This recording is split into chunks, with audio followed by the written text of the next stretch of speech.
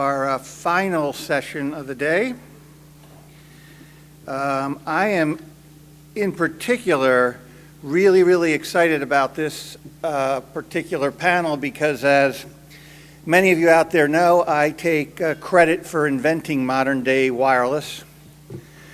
Going back to those reinventing government days, we created the Federal Law Enforcement Wireless Users Group, which I chaired. Then that grew into the Public Safety Wireless Network. Then that grew into Project SafeCom. Then that grew into, or morphed into, what now is shaping up to be FirstNet, which was exactly the concept that was proposed back in the early 1990s. So it's been very exciting for me to watch this evolve along. And this is going to be a panel that I think I'm going to enjoy immensely, especially because many of the folks on the panel are people that I've worked with over the years on these very same issues. As always, I am going to introduce the moderator, who will then take over. It'll be his show. Jim Bugel is the Vice President for Public Sector for AT&T, is responsible for AT&T's new Public Sector Solutions Group, which has recently been formed to focus on the growing public sector IT marketplace. Jim has a significant background in public sector and national security activities, including federal policy and strategic planning on public safety, homeland security, cybersecurity matters, and emergency preparedness. He's also served on a large number of high-level committees and councils coordinating government efforts in this area. He has over 20 years' experience in the wireless and wired telecommunications industry, including leadership positions in operations, sales, marketing, and finance. I will tell you, Jim, when you kick off here, this is also interesting for this panel, is pretty much every panel we've had so far in this conference, somewhere they've touched on mobility and issues around mobility. So it's obvious a topic of high interest to this community. With that, I turn it over to you, Jim. Thank you, Jim, and I guess we can look at you as the Al Gore of FirstNet. That'll be a tough one to live down. Thank you very much for coming to the Mobile Communications for Homeland Security. And as Jim said, mobility is touching everywhere. Not only voice communications, data communications, machine-to-machine services. Today we have a great panel. Our first panelist today is John Santo. I think most of you are familiar with John. John is currently the president of Mission Reach Consulting Services and the former executive director of DHS Joint Wireless Program. And John has led several programs at the U.S. Customs Service, Department of Treasury, and has played a key role in building and integrating new technology programs at Customs and Border Protection. He was responsible for the successful design and implementation of DHS OneNet, and as the Executive Director for Enterprise Networks and Support, and as Executive Program Director for DHS Service Border Initiative. John established a program to deploy an array of communications and border technology systems as part of a strategy to better serve U.S. borders. John has also developed a DHS vision for transforming mission-critical communication systems into modern mobile broadband platform capabilities of delivering tactical voice, video, and data applications to meet the emerging public safety mission requirements. John holds a bachelor's from State University of New York and a master's from Troy State University. John?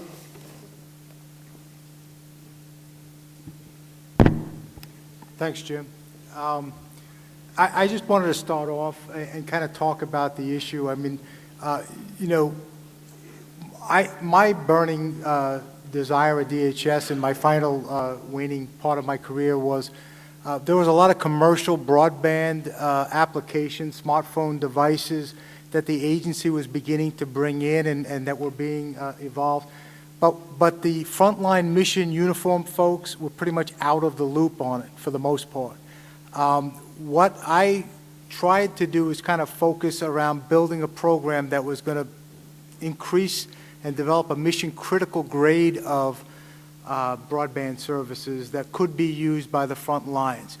One of the reasons that they cannot use the best available current grade equipment is because They have life and safety missions, and they have missions where it has to be there when it needs to be there. So for the most part, what you see today, and since the law last February, FirstNet was born out of legislation, and what that does is create a piece of spectrum for building an LTE broadband network that now could be dedicated to the needs, the mission-critical needs of public safety across all levels of government. So that's the difference. I think it's the same. What that will do would be tremendous. It's going to let in a lot of commercial technologies, applications, and capabilities that are being used today in all other areas. Now it will bring those into the mission-critical space and allow the frontline users and officers to be able to take advantage of those technologies. Some of what I'd just like to mention, I know we only have a few minutes, so I'm just going to mention this briefly, that I think is being missed, and I really just want to make the point of.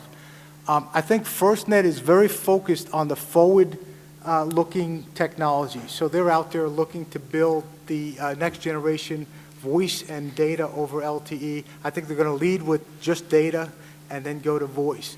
One of the problems we've found in public safety is that mission-critical voice is priority one. And way back into the late 90s, we've documented across multiple components, at least at the time at Treasury and at Justice, that while mission-critical voice was priority one, there was a big need for data and video even back then. That need has been documented and increased over time, and yet we've never been able to get to it. And the reason we haven't gotten to it as a second network is there's never been enough dollars and resources to cover just the mission-critical voice only and make sure we kept that out of obsolescence. So that's the problem that still exists today.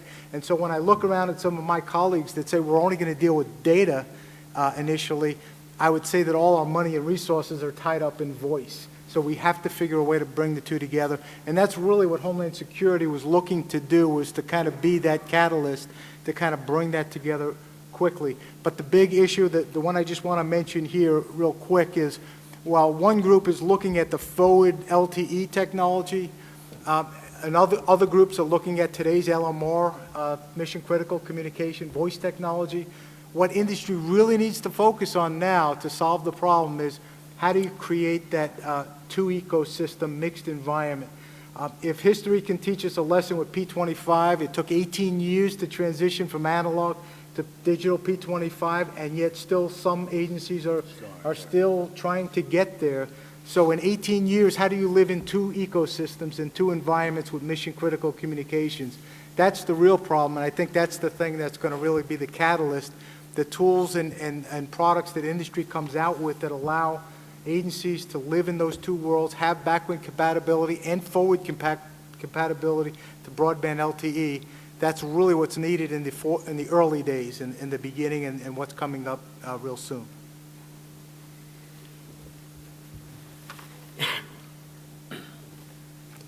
Thanks, John. Our next panelist is Patrick Sullivan, Director of Government Relations for Harris Corporation. Patrick has worked in telecom policy for almost 20 years.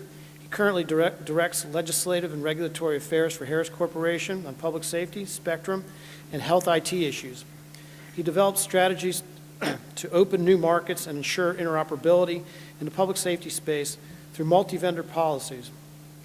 Prior to April 2011, Patrick served as TIA's Director on Public Safety and Spectrum issues. Patrick worked as a General Counsel for an MVNO and at a law firm as a telecommunications law associate for 6 years.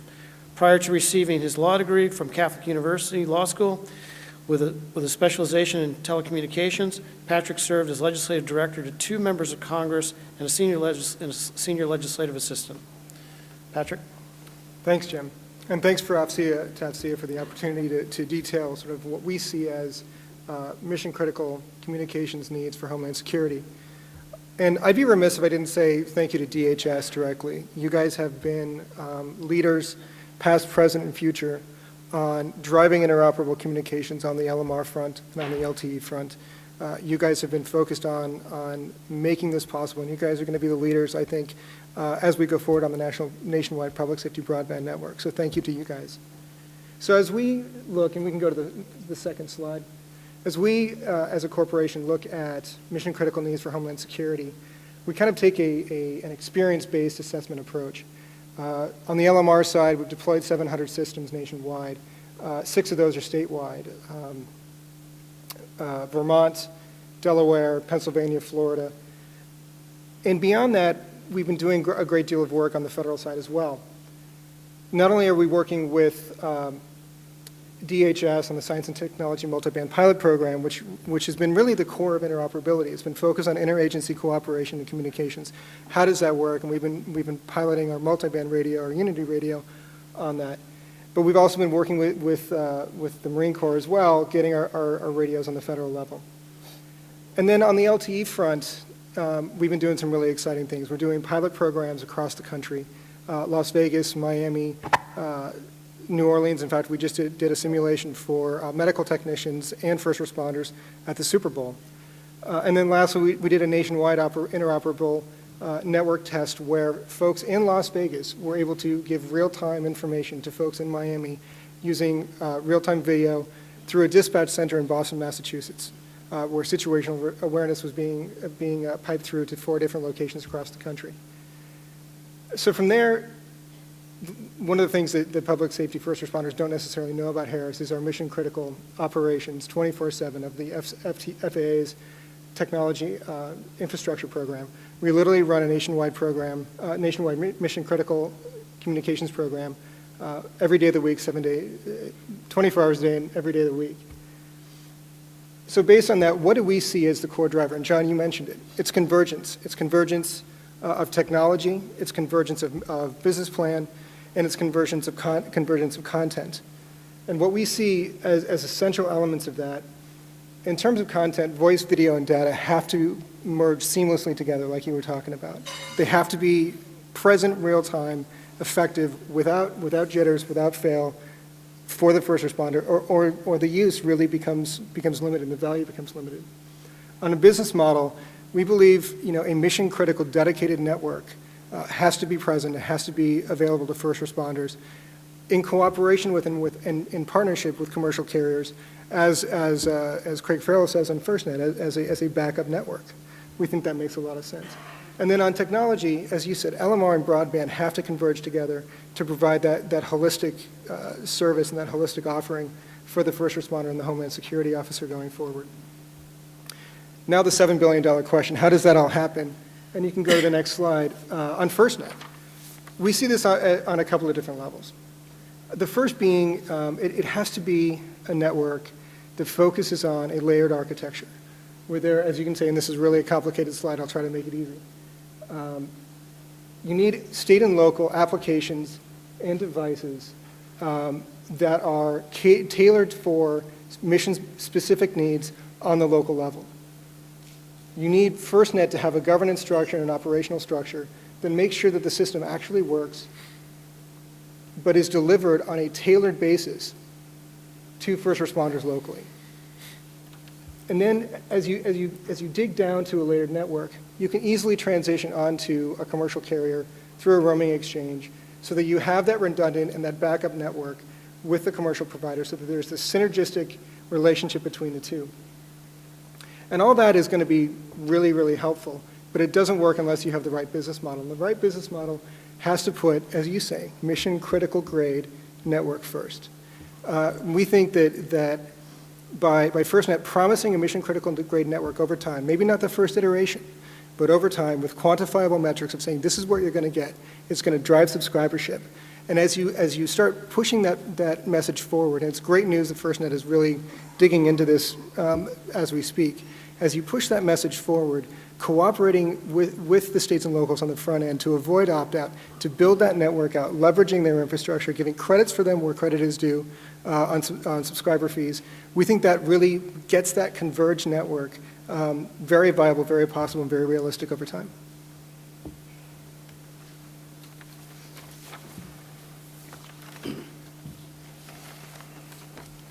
Thank you, Patrick.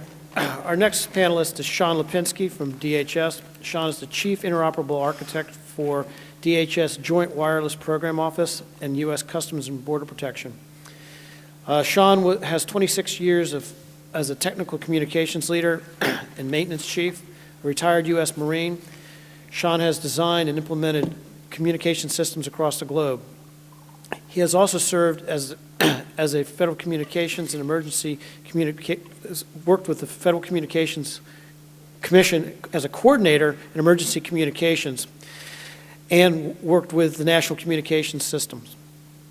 Shawn has his bachelor's degree in management and BA from Colorado Technical University. His current duties are to design the framework and architecture for the interoperable mission-critical voice communications for DHS. Thank you, Jim. Thank you for your interest in this, and to AFCEA for having us here on this panel, and to the folks on this panel who I work with on pretty much a daily basis. The Department of Homeland Security has a lot of interest in wireless broadband because we have such a disparate law enforcement network. As you know, DHS was brought together as several entities under one house, and they all brought their own unique networks, most of them with technologies that were designed 15 to 25 years ago. DHS operates and maintains several LMR networks, currently almost 20 independent networks with 120,000 tactical communications users across the nation. The LMR systems have operating challenges, including that most of them are past their life expectancy, even though we are going through our modernization program. As Mr. Santo alluded to, the standards were created almost 18 years ago, and when you're finally playing catch-up after almost a decade and a half, you're still a decade and a half behind. Our coverage, capacity, and our encryption issues and the things that we can share with our partners at both local, state, and federal levels are impacted based upon these systems, and some of our systems still cannot be brought compliant to P25 interoperability because there are so many divergent paths to which we can take them to P25 operability. And again, we are talking about 8 operational law enforcement components inside of DHS trying to play together all in the same sandbox. Our current P25 upgrade issues, they don't address our voice, video, and data requirements at the same time. There is an increasing scarcity of LMR spectrum, so if we want to move our coverage into a different area, if we want to create interoperability, spectrum is not as prevalent and as available as it used to be. We have interoperability challenges with the bringing on of IP systems and radio IP systems and making those connections and interfaces to multiple vendors and making sure that our vendors can actually operate in our same environment. Then we have our operational challenges. 8 law enforcement entities and almost 20 agencies under DHS don't all share the same mission. Whereas the Secret Service might have a mission where it cooperates mostly with joint task forces in local and state areas, and they use very localized communications, CBP, or Customs and Border Protection, has the entire coastline and the entire borderlines of the United States, mixing with a customs mission that spans the globe with every entry point that we have into the United States. So we're operationally challenged by trying to create interoperability and broadband solutions that would cover multiple missions. And currently, our LMR network is expensive to operate and to upgrade. They developed the Joint Wireless Program Management Office after looking at what it would take to uplift Customs and Border Protection's network. And when it got into the billions of dollars in almost 20 years in order to upgrade over 1,100 sites for almost those 120,000 users, the determination was made that we needed to find a different focus. So we created Joint Wireless Program Management Office that brought all the operational components together. The good of this is it creates a common focus across the Department of Homeland Security to identify the concepts of operations, the SOPs, to bring together interoperability on multiple layers where we can look at subscriber unit interoperability, that day-to-day, I'm a cop, you're a cop, we need to talk together for a specific mission. Operational interoperability for things across DHS, such as a FEMA response, where multiple federal agencies show up and need to speak together at the same time for a period of time, and then that infrastructure can be taken down and returned to its day-to-day operations. And the last area is network-to-network interoperability, where we actually take and combine our networks together while remaining autonomous on what our normal day-to-day mission is, giving us those valuable links across each other's networks. And most of all, we want to address and start addressing the need for video and data, which will help push out the law enforcement applications to that end user. A scenario that I like to use is along the southern border, you have 3 Border Patrol agents who take 14 folks who come across the border. They have to take them, they have to transport them back to a detention facility, they have to do the fingerprints there, determine who has a criminal record and who can be self-released. If we gave them the opportunity to have a pad or a broadband device out in their vehicle that allowed them to do those 10 prints or fingerprints right there at that location, then they could self-release the folks that needed to be self-released, and they could take into custody those they needed to take into custody. That leaves the agents in the field more often, reducing the need for the number of agents that we have and reducing the cost of what it takes for us to operate along the border. And it gives us a more efficient and a more humane way of treating those folks that we have coming into our nation. So Customs and Border Protection actually levied a significant amount of the personnel in the support of the Joint Wireless Program Office. They have the largest network and they have a depth of experience that they're bringing together, but they do not run it. They're helping to facilitate it under the CIO's office of all of the components in the Executive Steering Committee that comprises the executive leadership of the Department of Homeland Security. Their vision is that the next generation vision for DHS represents a paradigm shift where tactical users can leverage public safety broadband networks, private and commercial networks on a subscription basis. The reason why we would go to a subscription model, or it's important for us to look at devices that allow us to go to that model, is because they're flexible. As our mission changes, as our population changes, as our requirements for agents in the field and new applications change, that gives us the flexibility to move into that area. And using the mobile broadband standard of LTE right now results in economics of scale by bringing together all of the public safety entities who are all asking for the same thing, which will hopefully drive industry into understanding this important place in the market space. The result will be a more effective and efficient interoperability system for DHS, national security, and commerce, and to address mission-critical voice and data for public safety users at a lower enterprise cost to us, which most of you will appreciate will save you tax dollars. We have some really good things to talk about on how we could do that. I'm going to leave those for the question and answer period. One of the main focuses that we're working on right now is true interoperability in our current environment. As our friends from Harris Corporation has stated, we have to bring ourselves to an environment where we're truly interoperable with each other on current technologies to understand the requirements that we would send out to industry, to the carriers, and to the equipment providers and vendors that will be helping us get to this point. Thank you.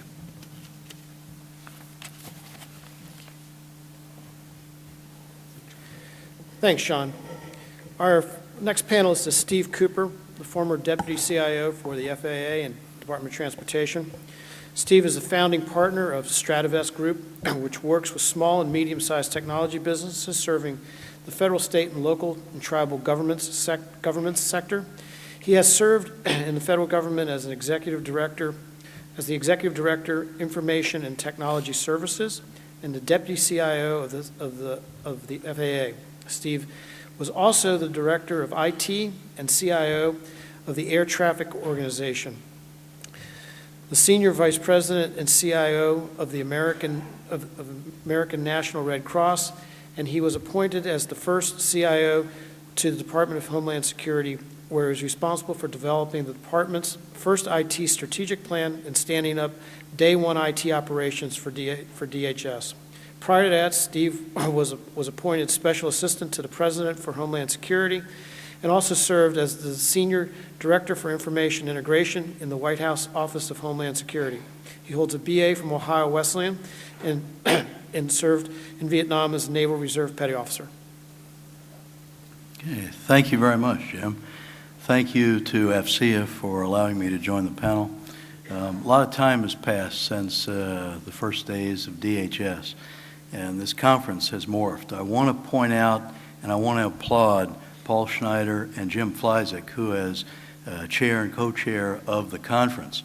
One of the things that I think is critically important, and I'm going to introduce it in my remarks, but I applaud them. In the early days and in recent years of this conference, the focus has been on federal. It's been on the Department of Homeland Security. They've introduced, I think, a much broader participation that involves state and local folks, folks out of industry, critical infrastructure. I'm very, very pleased to see that direction. So Paul, Jim, thank you very much for that positive change. Now let me bring that directly into our conversation. I agree with everything that Patrick, John, and Shawn have said. They're living this stuff day to day. It's been a few years since I had to worry about this stuff along with Jim and Mark Emery and a number of you in the room that were part of us in the early days, including these guys up here. But here's the interesting thing. John and Shawn both alluded to the fact that we've kind of nailed an awful lot of the technology aspects of this. But the interesting thing is, it's taken 18 years to get standards accepted. It's taken 25 years to get people in agreement on things. Guys, look, I want to state the obvious, and I want to provoke this conversation. The barriers to what we're really talking about here about mobility are not technological barriers. They remain people and process. And let me toss another one in there, policy. How many of us are part of organizations, be they in the private sector, be they in the government sector, that have nailed policy around, for example, the use of bring your own devices, my personal device, in the workplace? Okay?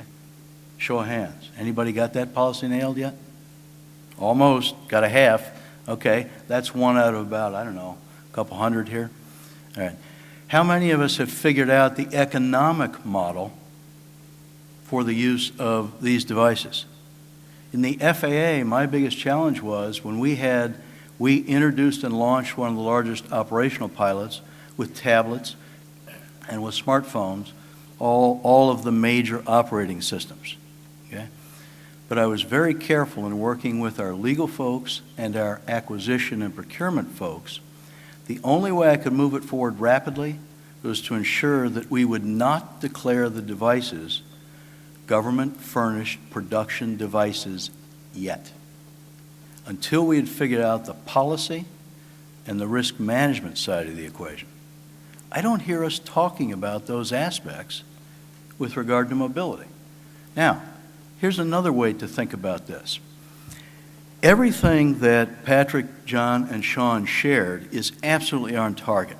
But if you think about why are we doing what we're doing with regard to mobility, I would sum it up to say, ultimately, it's about either the delivery of or access to information necessary to carry out mission capability or for individuals to do their jobs. In my mind, that's the vision of mobility.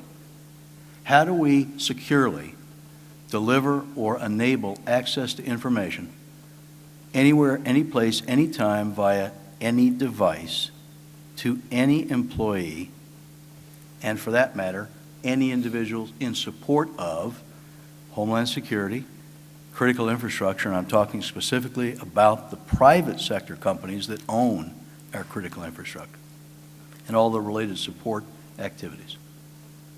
That doesn't seem to be part and parcel of our conversation. Okay? So, I don't know, it's just a different way to think about this, and I'm not contradicting. Please don't hear it that way. I'm trying to expand the discussion. I think it's critically important that we bring in the policy aspects and the people and cultural aspects. We're moving too slowly otherwise. There are real challenges. You can read about them on the front page of any paper you pick up. Certainly in the cyber world, we've talked about that in the first couple days. There'll be more tomorrow. Okay? Our solution set is being delivered far too slowly, in my opinion. So let's open it up. Let's kind of get you guys involved in this now and see where this goes. Thank you. Thanks, Steve.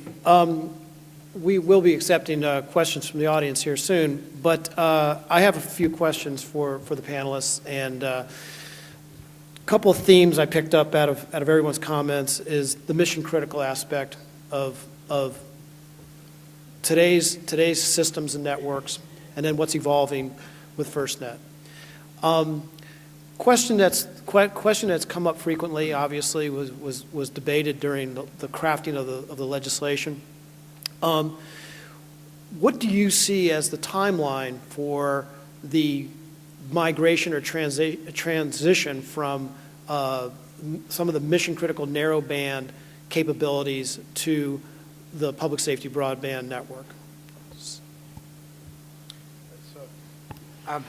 I think we're going to see two phases on that, Jim. I think relatively quickly there'll be RFPs and requests go out for next generation devices that'll be able to have I think initially data devices that'll be able to go in band class 14, which is the new band class, and operate for public safety and be hardened and be able to work in that kind of a mission critical environment.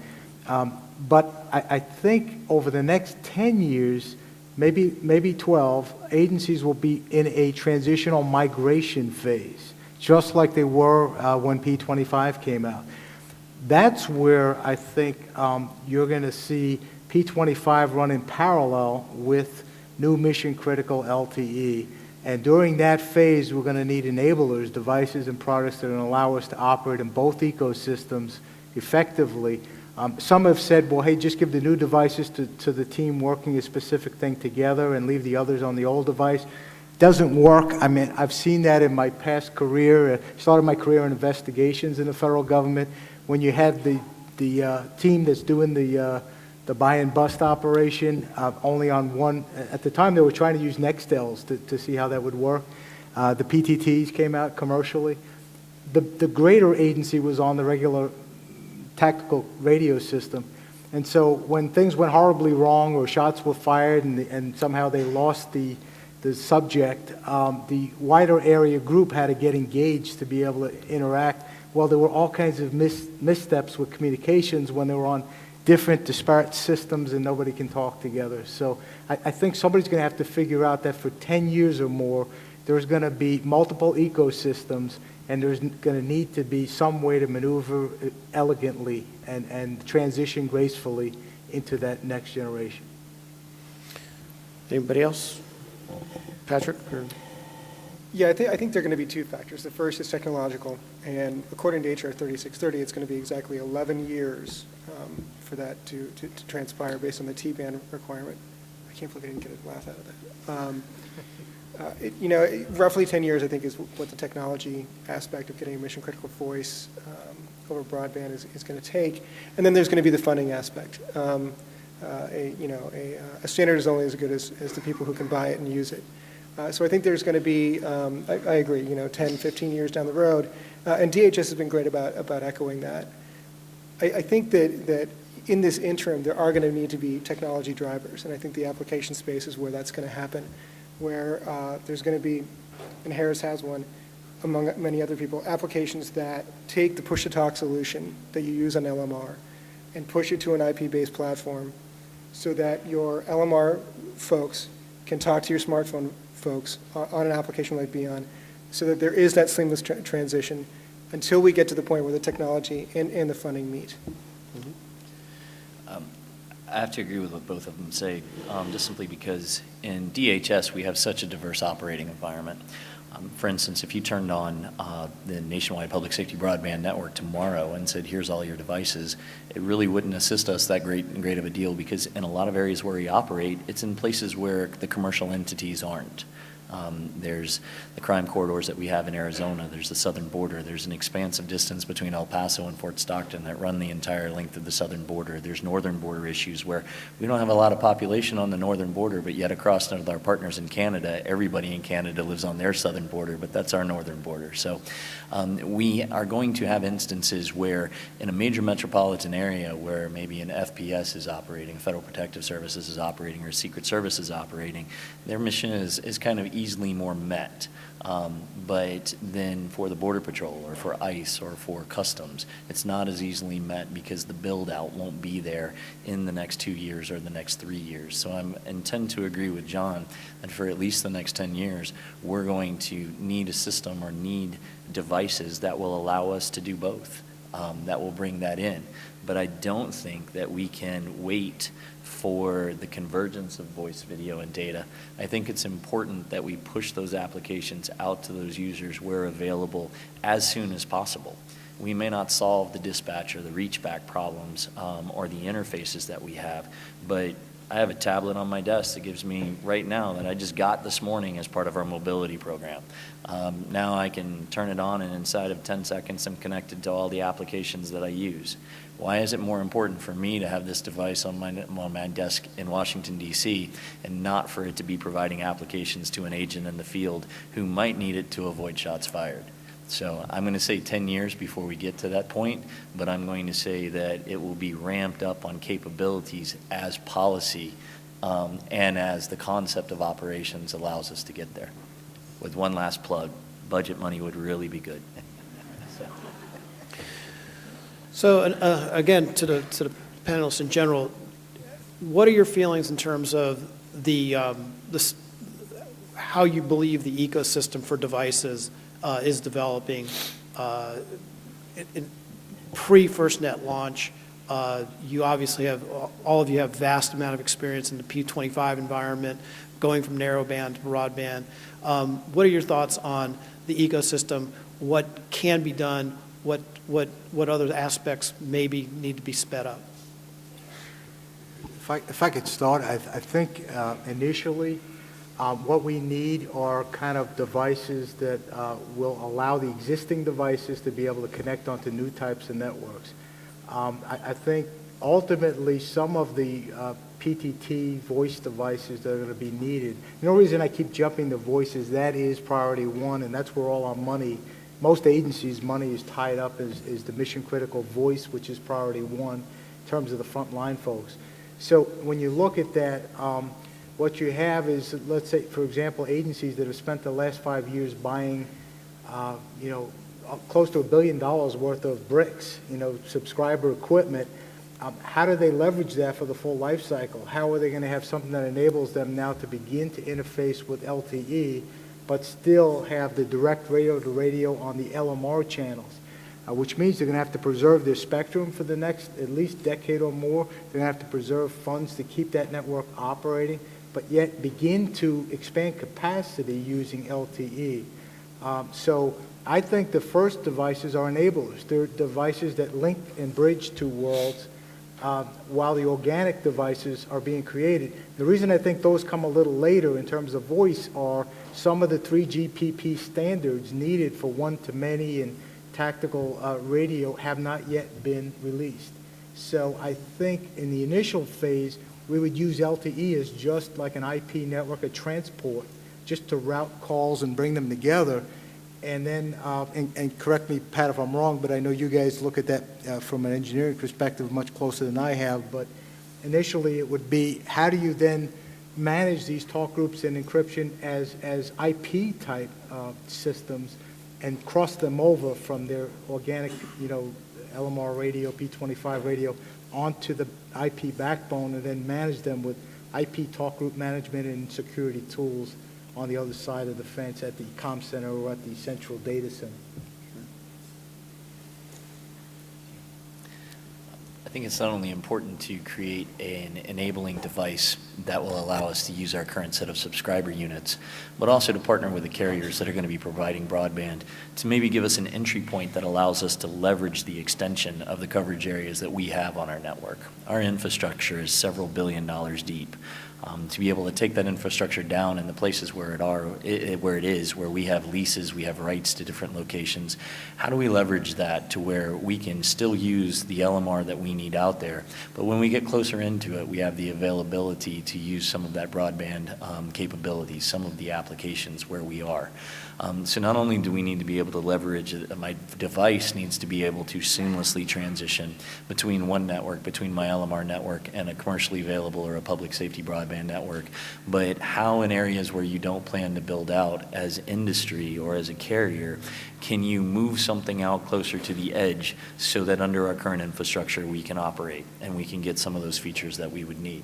And I think that would be an important way to accelerate it, because what I mentioned before about budget money, if I've spent, and I have spent a pretty good almost $1 billion on brick radios over the last 10 years with modernization, and an additional $1 billion, or just for CBP, $40 million a year in uplifting our infrastructure, you can't ask me to walk away from that infrastructure. We've got to do something to partner to make it a measurable stand down where I can start spending less and start spending more on ramping up broadband, and I think that would actually help us.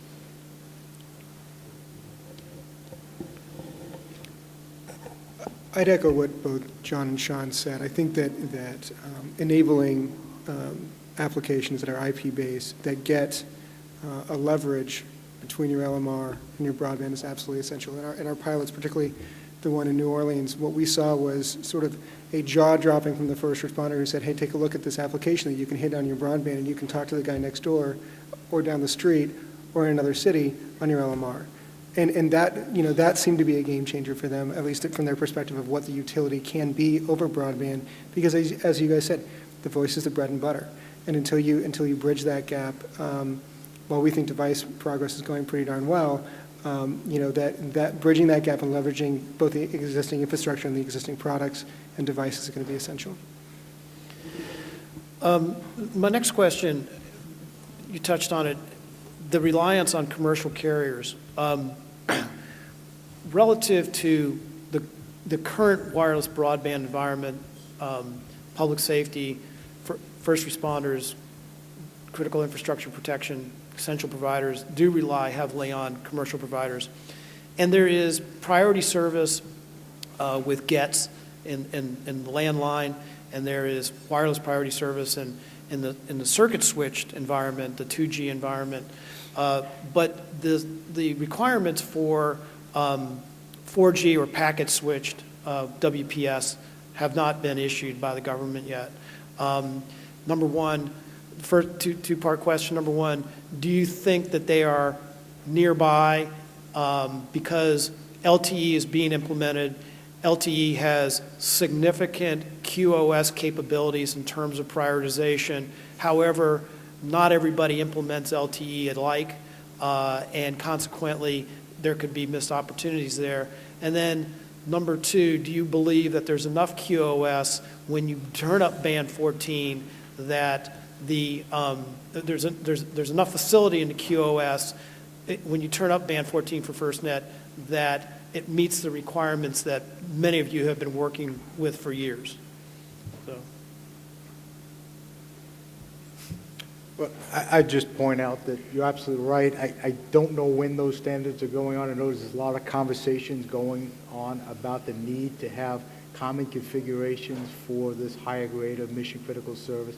I think that will come from FirstNet, and I think the board will receive information, and that will be the decision body, I think, where rightfully, in terms of the U.S. anyway, where some of those decisions will be made.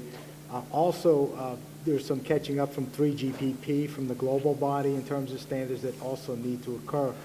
But what I will say is there's two ways to get resilience, and one way, when we were looking at the border situation several years ago and looking at how much coverage was actually in these remote border areas, when you looked at one network's footprint, it didn't look too good.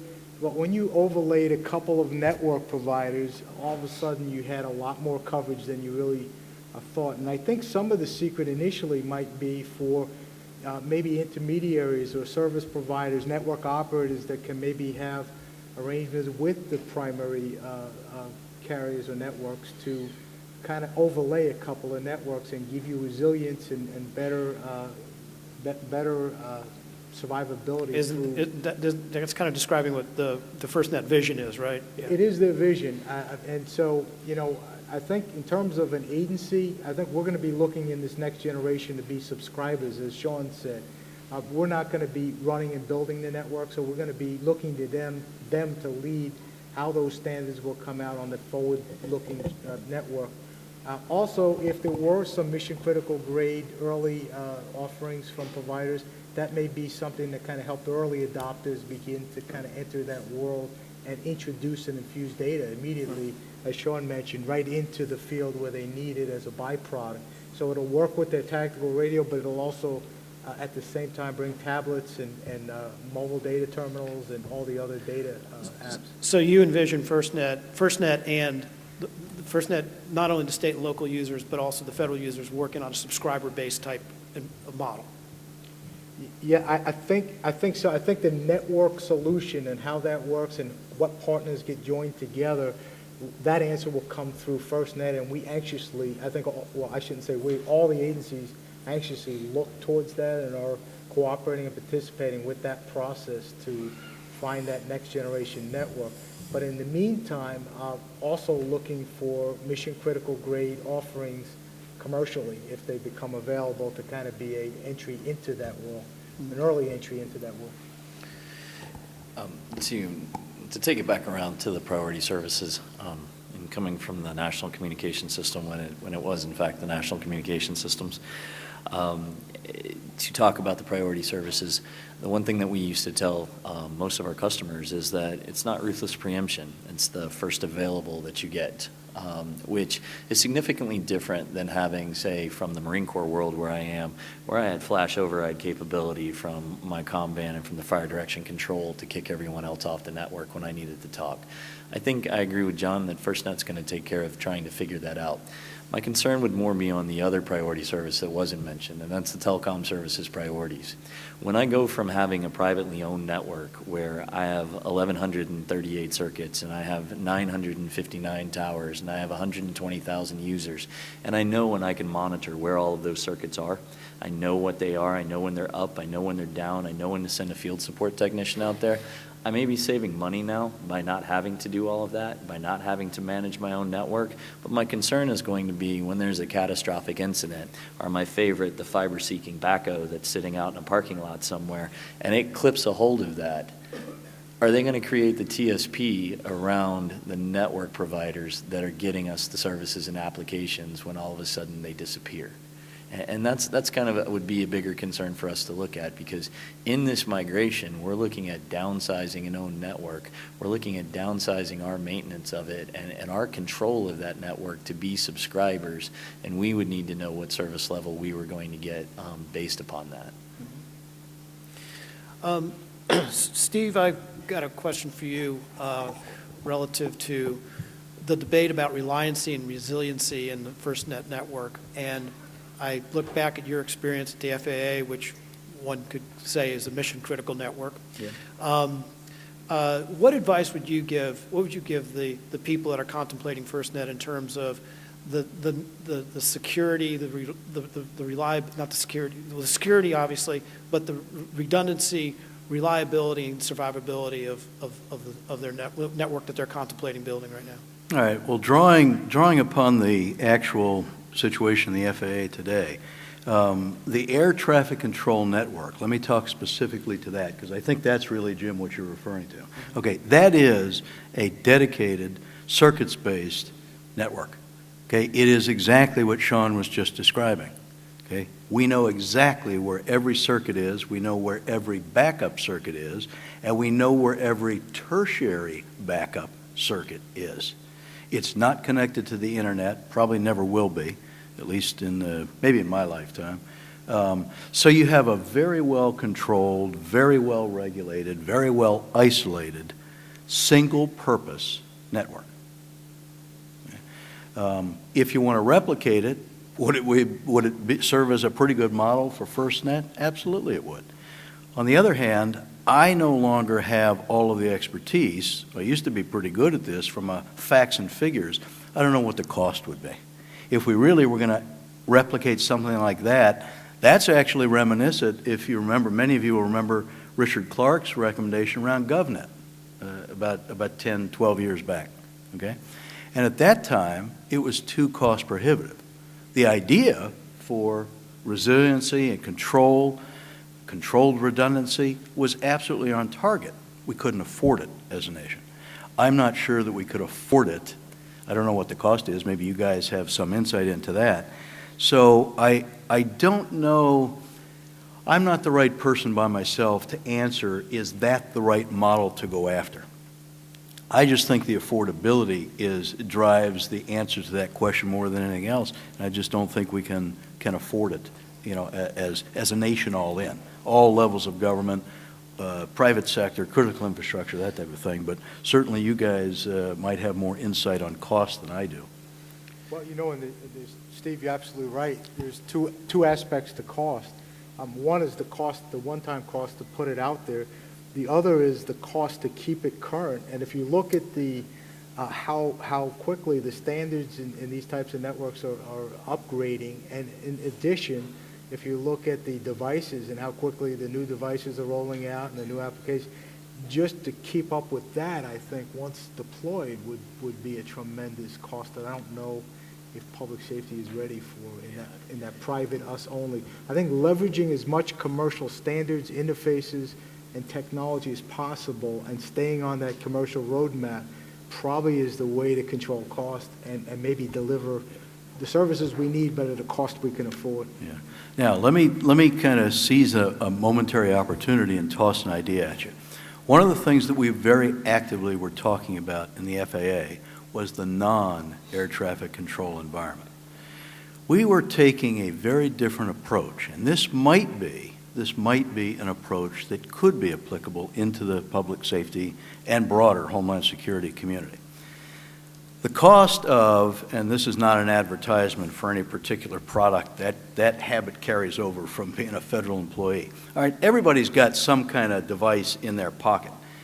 These things are significantly less expensive, no offense to my colleague from Harris or Thales or Johnson or Motorola, right? But the reality is these things have, in the following model, I'm going to give you a conceptual model, okay, at a significantly lower cost.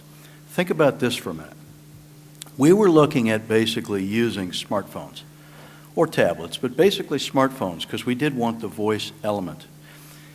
We've figured out in the FAA, along with colleagues from a couple three-letter agencies, we figured out, and we absolutely believe in the FAA, the security of these devices is not a problem. We figured it out, and I'm comfortable saying that. What that opens up is a tremendous opportunity to handle the voice data conversions. Okay? I can literally provide data on a screen, that's about that big, any kind of data that you need in any type of incident management situation or response type of situation or whatever. I can feed data and I can actively have a voice connection. And now think about this from an interoperability standpoint. Let me use a very simple example. You can pick up whatever device you got in your pocket and you can call any other mobile device. There isn't an interoperability issue. Now, I'm not necessarily advocating the replacement of land mobile radios. I'm not advocating any particular position. What I am deliberately doing, maybe as devil's advocate, I'm reframing how we could think about the problem. And I would argue we do have different ways to go at this problem that, again, I'm not sure we're necessarily introducing into the conversation. And again, I mean no disrespect to any colleagues, any companies, that's not the point of my remarks. But I'm encouraging maybe it's time to think differently about how we get to the desired state. Those were great comments, Steve. However, I'm going to give a plug to my colleagues at Motorola, Harris, Thales, and others. Because if you're a firefighter and you're wearing asbestos gloves, or you are a Border Patrol agent in a sandy, dirty environment climbing off your horse or your four-wheeler, that glass plate's not a real easy thing to operate. So we do need to maintain and understand that for a significant portion of our public safety folks, as well as our war fighters that are in the field, that they're going to need big buttons that are clearly visible, and they're going to need screens that don't scratch and break as easy as my last 4 iPhones. Nothing digging against the iPhone, I just tend to throw them on the ground a lot. And so, we have to take a look at that. I believe, as with my colleague here, that the security of these devices is not the big issue. We have an LMR network, and that LMR network, some of it is IP-based. And we don't run and fret about every little security impact that we have to that network, again, because it's a closed network. And hackers generally don't write things towards things that don't have a big impact and a nice little news story at the end of the day. That's not to say that there aren't issues. But what I would say on the security issues, and on what we can do currently to prove this point is, and John Santo, my former boss and now colleague, it actually was part of this development. We took an HF network that operated an ALE and we gave it a cellular brain. And that cellular brain operates every one of its sites, and it makes the calculation over what frequency is best available to be heard from and transmitted on, and what transmitter and transceiver that it's going to operate on. And there's a helicopter pilot right now in the Coast Guard who can pick up his radio and dial a 10-digit number from his helicopter and reach his wife at his house and say, I'm going to be late. Or he can call his commanding officer on his desk. And it's through a network that backhauls. It's not traditionally used as a cellular network. And during not Hurricane Katrina, but during the BP oil spill, we were actually doing live feeds, streaming videos, and we were doing pictures and emails from the helicopter identifying where oil was, just as if it were a cellular network from those aircrafts, with an application on a smartphone that allowed the commander in the field to see the GPS location of all the assets under his command. So technology and security is not what's killing us right now. I'm going to go back to policy and budget are some of the things. And I am agreeing. The only thing that I wanted to give the credit out for is that those radios and those devices still need to have a standard that are built to a public safety user.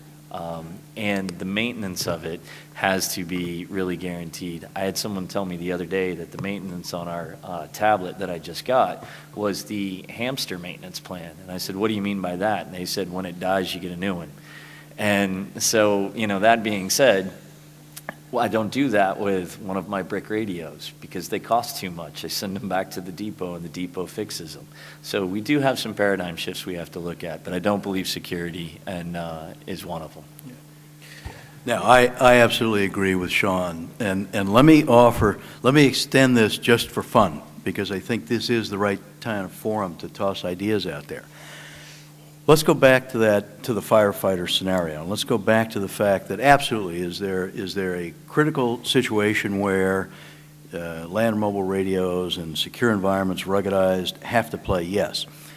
And here's an interesting, again, not a recommendation, toss those radios away and shift this way. But here's another exploration that we were having some success with in the FAA.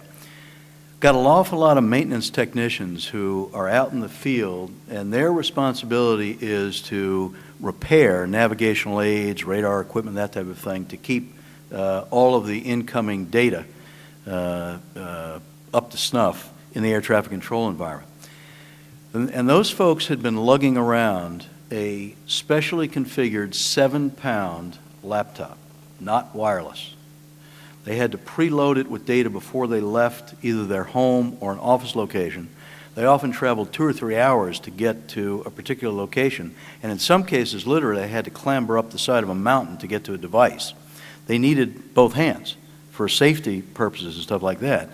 And not only that, but although the tablets were ruggedized, the laptops were ruggedized, they didn't have places, for example, to set them down and balance when they're trying to fix stuff. Oftentimes they get out there, they didn't have the latest maintenance documentation. You can get a picture of what they were up against. Now, we equipped them with tablets. So now you had a large visual screen that was lighter. We put it on a sling over their shoulder. And we coupled it with voice recognition and speech recognition capability. So that what they actually could do, and I admit this might not be perfect in a firefighting situation or a law enforcement situation, it's strictly the concept that I'm trying to introduce. Because there are a heck of a lot brighter people sitting in this room and out across technology in the industry, Harris has a ton of them, who could take what I'm describing and expand it out to the firefighting and law enforcement scenario. So what they actually began to do, and we had some very real success, they could speak voice commands, keep their hands free, and when they needed to see the screen for documentation or an illustrated parts breakdown, they could take one hand, bring it up, take a look at what they were doing, do it safely, let it go, and continue on with voice-activated commands. It's just a concept, although it's real.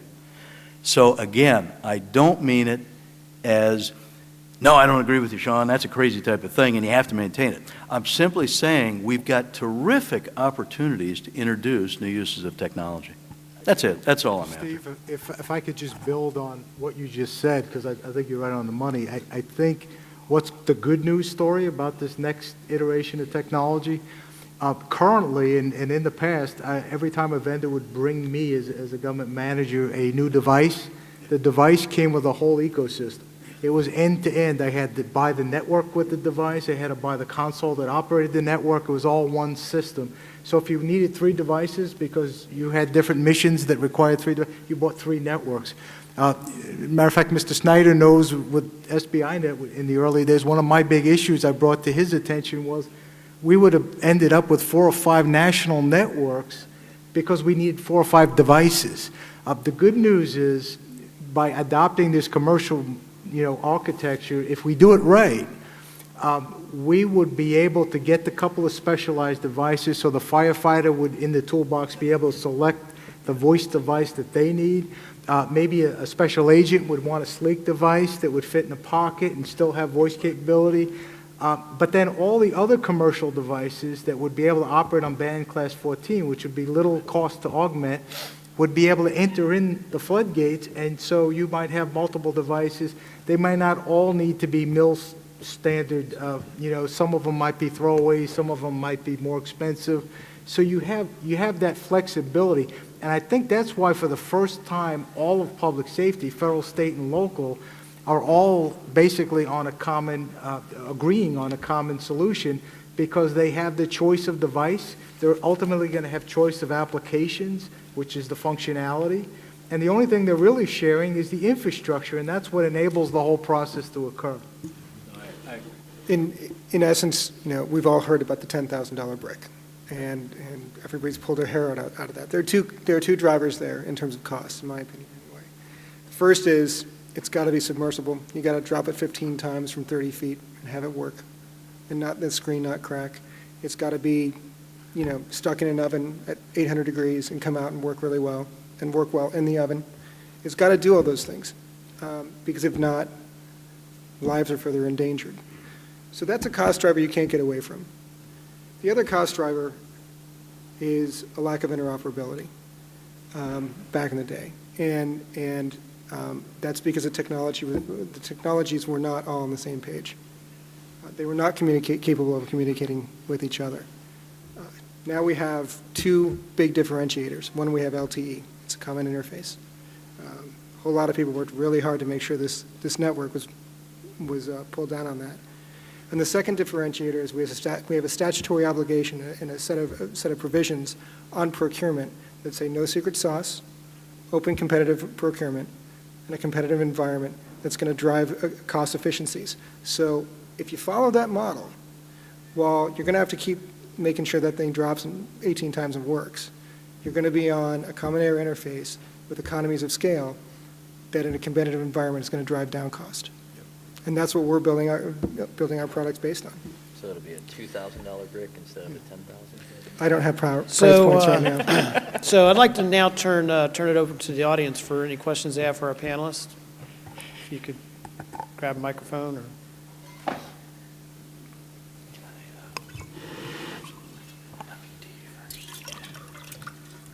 Good afternoon. I'm Mark Emery from CSC. My question is with regard to mobile devices. Besides the tactical communication thing, most officers probably have cell phones too. How quickly will they migrate to a smartphone or a tablet, and what are the barriers to adoption of those devices in an enterprise, like the DHS, which you folks have all come from? And second part of that question is, what's the declining budgets? Is that a positive thing for mobile adoption, or is that going to be a negative thing for mobile adoption? Well, I would just say, Pat, it's an excellent question, but I would say if you look at the cost, if you aggregate the cost that agencies today have to run a private network, in some cases nationwide, for a small handful of users. So the cost per user today is astronomical in the model that's being used with several or hundreds of private networks that kind of overlap each other in one geography. So yes, that's a huge cost saver, I think, to start to go into a common infrastructure where you then have a subscription and you're in a much larger base. So the cost per user now is aggregated over a bigger user base. So that's one aspect of it. The other aspect, you asked about the device, I think, and I think what we find today is our average, especially in law enforcement, the average age of users is much lower today than I imagine. Matter of fact, I think at CBP, Border Patrol was the current average age was 23. They are comfortable with the mobile devices, the smartphones. They much rather, we find data communications much more a preference than voice, which is... They are digital natives. We are Neanderthals. Exactly. So what's harder is in terms of policy right now, a lot of policy does not allow private devices to be worn on the job, on duty, yet we find that when people aren't looking, they are being used, and it's something can't be controlled because the preference is to want to go that way. So I think it's kind of going to go down that path, and there's a desire to go down that path from the front line. I would answer your first part of that question. What would be the acceptance of a new device? There are a lot of people who like their bricks because they're always on, and when you hit the button and you scream, or when you hit the ground and your no man down button goes off, it works. When it's in a life-threatening situation, that's when they think they're the greatest thing. But I agree with John. Right now, when we're looking at the wireless mobility, the commercial wireless mobility, not the tactical, that we're doing inside of DHS and CBP, we've just now in a pilot stage program of rolling out these tablets, but yet when I talk to the components that we have out there, they've already written applications for their own tablets that they've purchased on their own contract vehicles out in the field. And so right now, there are ports of entry where they're already running applications that one of their bright 23-year-old agents that was out there wrote and put on the network. So our problem is that technology continues to outpace policy. So for an agent to be acceptant of a new device, I think that is 100% right on. If you hand them a device, unless they're somebody like me who just likes old things, then they're going to be acceptance of it. What's harder to be acceptance is, back to the beginning of this conversation, is we're outpacing the policy. And right now we have agents who are bringing their own device to work even though it's against our policy. Yeah. We have another question from the audience. Please. Marie Russell with Skybill Power, and thanks so much for the discussion today from the panel. This really alludes to the actual network itself, the LTE network. And John and Shawn, you talked about if you piece, Verizon, AT&T, T-Mobile, and Sprint's networks together, you have a pretty good coverage of the country for LTE. But Jim, this is really for you. What's AT&T's plan, especially in gap areas? Is AT&T looking to expand LTE into some of those gap areas? Is that part of? Yeah, we just announced a project. My timing may be off. I think a little more than a month ago, where we are expanding our LTE coverage to over 300 million pops, which basically, in terms of facility, that's 17,000 additional cell sites. On top of the 46,000 we already have. So that's a massive undertaking in terms of covering the areas where, quite frankly, as Shawn pointed out, there's more rabbits than people. So. Okay, good, thank you. Yeah. Hi, Dan Turasini from ORC. One of the challenges that comes with interoperability is that the back end, the applications that are used to almost a one-to-one relationship are still very binary. You're either